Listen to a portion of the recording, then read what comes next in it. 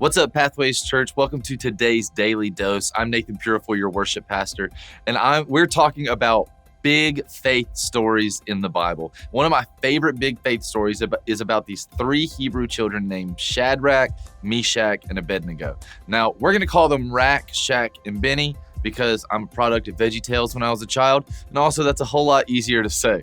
So Rak, Shak, and Benny were asked to bow before an idol of the king. And they refused. They refused to bow down to the idol. And the king said he's going to throw them in a furnace and kill them if they don't bow down.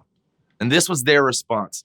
In Daniel 3, verse 16, Rak, Shak, and Benny replied to the king, "O Nebuchadnezzar, we are not careful to answer thee in this matter," which is really funny to me. They're like, I don't even care what you think. I'm just going to say what I got to say. I don't care if it gets me in trouble. I'm not even going to be careful about how I say this. If it be so, our God that we serve is able to deliver us from the fiery furnace. He will deliver us out of thine hand.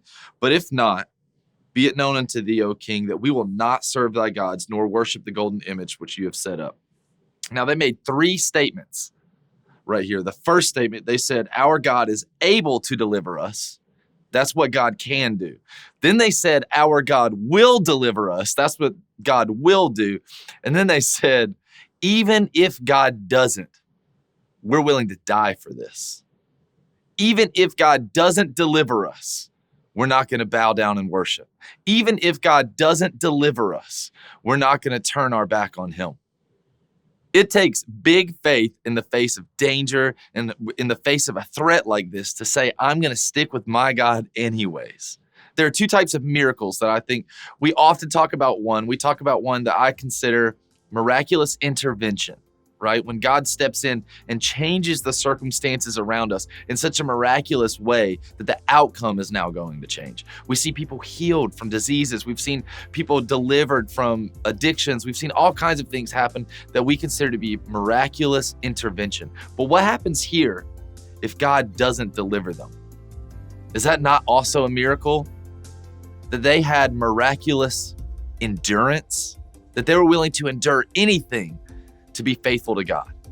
Now, we know that they were thrown in the furnace and the shackles were burned off of them and they came out of the furnace not even smelling like smoke. We know that God did deliver them, and maybe he didn't keep them from going into the fire. Maybe he just protected them while they were in there, but God did deliver them from the fire. Now, not all of us get to see our prayer answered that way. And maybe these kids, maybe they were thinking in their minds, what if God doesn't come through? Like, we're going to do this anyways. And that takes huge faith. So I just want to encourage you guys this week.